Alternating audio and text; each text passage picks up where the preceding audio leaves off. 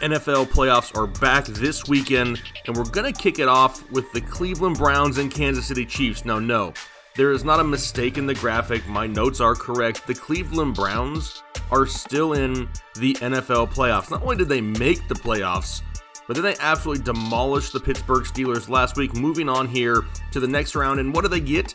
The Kansas City Chiefs. Now, this game scheduled to kick off Sunday, January 17th at 3:05 p.m.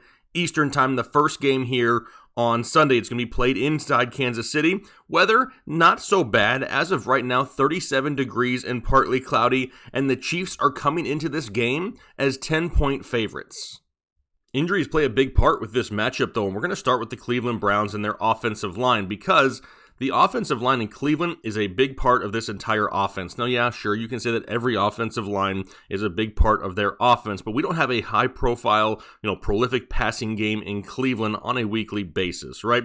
They're going to rely on running the ball a lot, and being successful in doing that. Well, we know that Joel Bitonio missed last week's ballgame. He was placed on the COVID IR, but last week they also had Jack Conklin banged up, and that's a big one to really pay attention to. He is a key piece of this offensive line, and he's dealing with a hamstring strain, and he's day-to-day. This is something that we definitely need to watch going into the weekend because we need to keep Baker Mayfield, upright and clean if the Browns have any chance of winning, and we got to open up some of those holes for Nick Chubb to continue to pound the rock on the ground. So those are two names. Even though they're not big-name playmakers, they're injuries that we're watching going into the weekend. Myles Garrett on the defensive side of the football, right? We need to create pressure on Patrick Mahomes if you're a Browns fan, right? That's what has to happen. That starts with Myles Garrett. Hopefully he should be good to go. It's a shoulder injury. It's not like he can't rush the passer. I expect him to be out there on Sunday and wreaking some havoc. But what about on the Chiefs side of the football?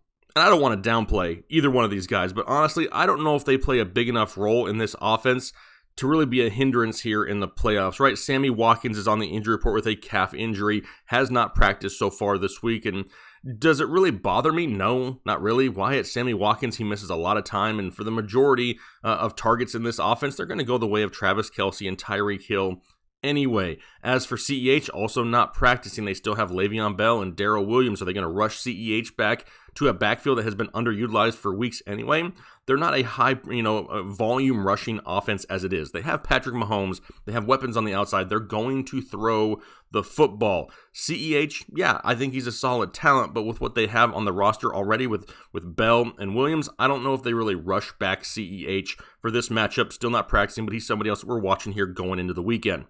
As for DFS and a perspective going into this matchup here, for the Cleveland Browns, you got a lot of options, right? A lot of lower-priced options. Why is that? Well, they're still the Browns, and a lot of people still undervalue the Browns. Baker Mayfield coming in at $5,300 on DraftKings is a great value if you kind of want to, and I'm doing air quotes right now, punt the quarterback position for the most part because he's going to have to throw the ball at some point in this ball game. Sure, they may be short passes. They may be check down passes to Kareem Hunt. They may be, short slants to Jarvis Landry that he can make a big play out of. Maybe Austin Hooper in the red zone. They're going to have to throw though, right? Because we know Kansas City is going to score points.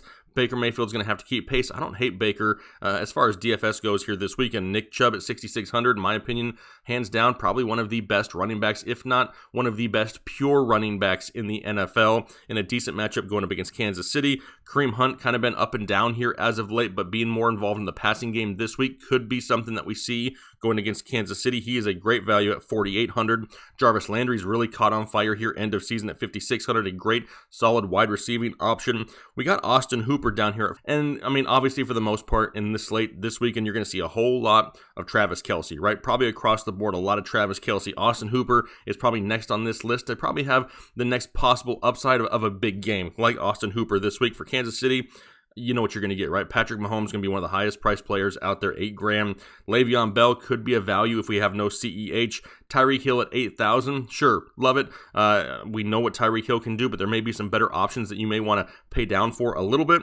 And then Travis Kelce, we mentioned him earlier, probably going to be the most widely owned tight end here for the weekend.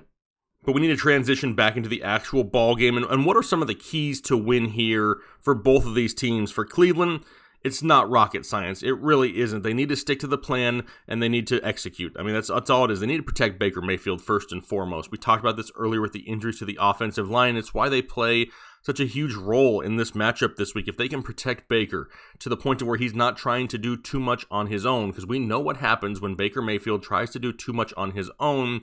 He turns the ball over, right? And that's not what we can have happen. They need to utilize the running game, right? Run as much as humanly possible, because that will lead to longer drives. The longer the drive is, the more time of possession that they're going to rack up on the Cleveland side of the football, which means the less amount of time that Patrick Mahomes is going to have to throw deep bombs down the field to Tyreek Hill for touchdowns. They have to keep the ball away from Kansas City. That's how you beat Kansas City. That's what Cleveland needs to do here this weekend. On the Chiefs side of the thing, they just don't need to get cute, right? Don't go out there and try to be too cute. And I don't expect Andy Reid will do that, especially in the playoffs, but they need to respect the Cleveland Browns, right? I think Pittsburgh kind of came into last week a little bit, yeah, we get to have the Browns in the first round. Well, the Browns came out on fire. That was a different Cleveland team that you saw last week. And if they bring that same fire, that same intensity, they have some momentum now. It's the Browns. They won a playoff game. Start to respect them a little bit more. And as long as they don't take them for granted, Kansas City should be able to win this ball game. However,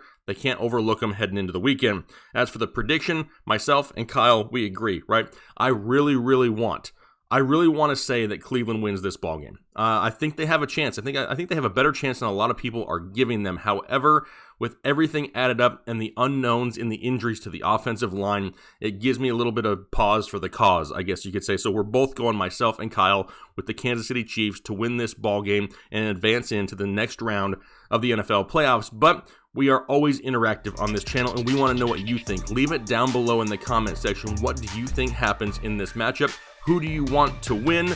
That's what we want to see. Throw them down below in the comment section. We greatly appreciate the support. Do us a favor, hit that like button. Consider subscribing. If you're looking for all things NFL all year long, we got you covered. Appreciate you once again. We'll talk to you later.